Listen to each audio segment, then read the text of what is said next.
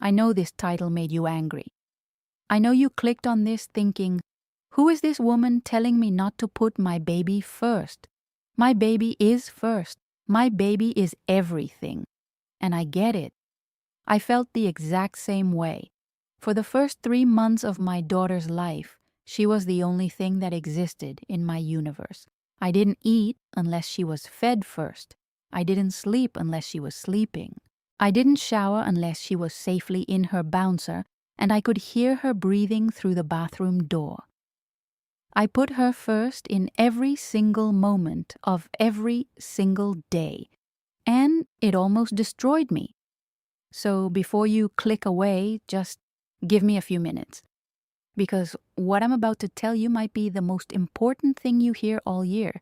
There's this myth, and it's a dangerous one, that a good mother sacrifices everything, that the measure of your love is how much of yourself you're willing to erase. Society tells single moms this constantly. You have to be everything for that baby. That child only has you. You chose this life, now give it everything. And we internalize it. We turn it into a religion.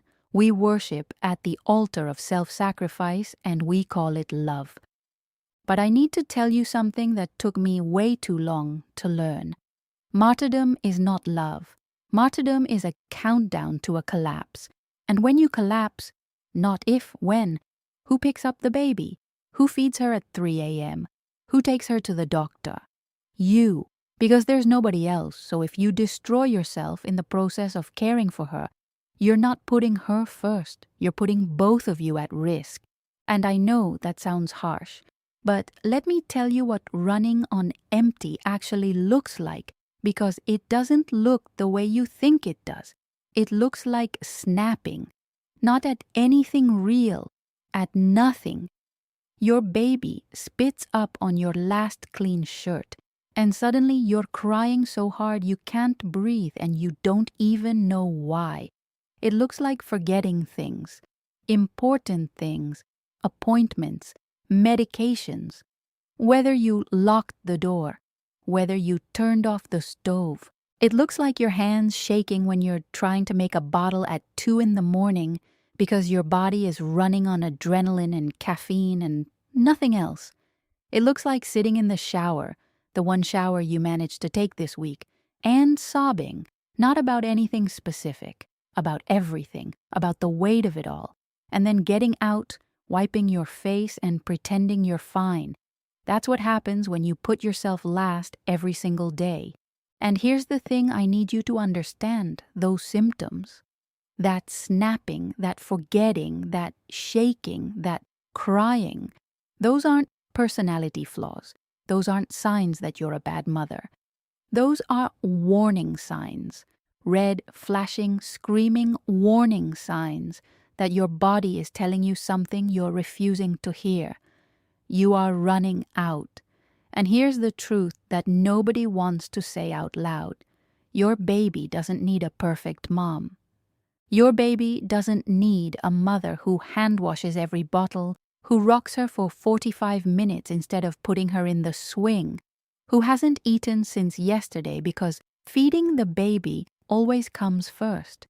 Your baby needs a mother who is present, who is regulated, who can hold her without shaking, who can look into her eyes and feel something other than exhaustion and resentment.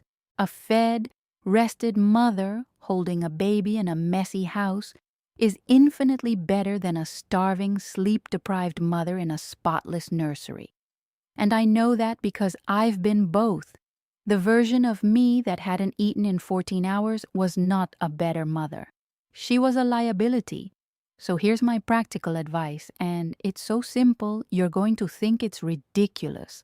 Tomorrow morning, when you wake up, eat something before you feed the baby. Before, not after. A piece of toast, a banana, anything. Just put something in your body before you start giving to hers. It takes 2 minutes. And those 2 minutes are you telling yourself, for the first time, I matter too. Think about it like the airplane.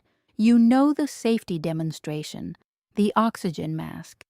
They tell you to put your own mask on before you put it on your child. And every time I heard that before I became a mom, I thought, of course, that makes sense. But the moment I became a single mother, I threw that logic out the window. I stopped putting my mask on. I stopped breathing. And I kept trying to keep my daughter alive while I was suffocating. Your 5 minutes of silence in the morning matter. Your shower matters. Your meal matters. Your glass of water matters. These are not luxuries. These are the bare minimum requirements for a functioning human being, and you have been skipping them like they're optional. They are not optional. You are not optional. So what does putting yourself first actually look like? And this is the part I really need you to hear, because it's not what you think. It's not spa days. It's not vacations. It's not self-care Sundays with a face mask and a glass of wine. It's eating. Actually eating 3 times a day. It's sleeping when the baby sleeps at night instead of doing laundry at midnight. It's drinking water, just water, instead of living on cold coffee. It's going to the bathroom without holding it for 2 hours because you feel like you can't leave the baby for 60 seconds. It's the most basic, fundamental acts of human existence that you have been routinely, systematically skipping because you believe that every second of your time belongs to your child. And the emotional cost of that? It's devastating. Because after weeks of skipping yourself, you stop feeling like a person.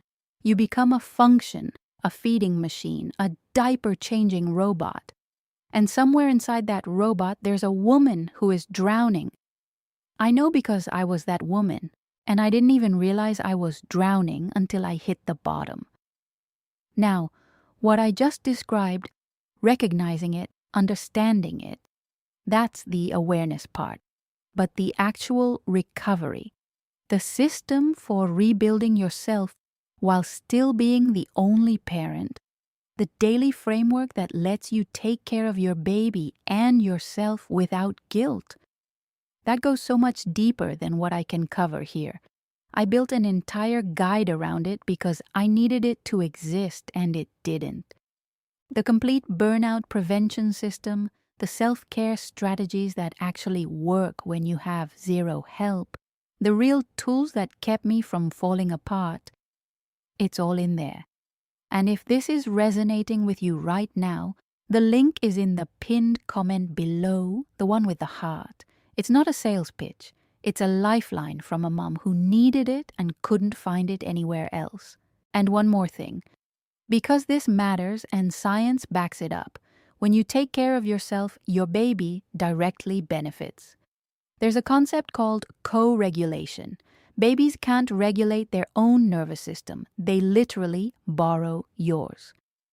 When you're calm, your baby is calm. When you're stressed, your baby feels that stress. When you're running on empty and your cortisol is through the roof, your baby is absorbing every bit of that anxiety. She doesn't understand words yet, but she understands your heartbeat, your breathing, your muscle tension, your energy. So when you take 5 minutes to breathe, to eat, to sit in silence, you're not being selfish. You're literally regulating your baby's nervous system by regulating your own. Putting yourself first is putting your baby first. It's the same thing. Comment me first if you needed to hear this today. Just those 2 words. Because I know some of you are crying right now, and I know some of you haven't eaten today, and I know some of you can't remember the last time you did something for yourself without feeling guilty. I see you. I've been you. And I'm telling you right now, you are allowed to exist outside of motherhood. Hit that subscribe button because I'm going to keep telling you the things nobody else will. Hit that so this can reach the mom who's about to break because she thinks putting herself last is the same as putting her baby first. It's not. And once you understand that, everything changes. I promise.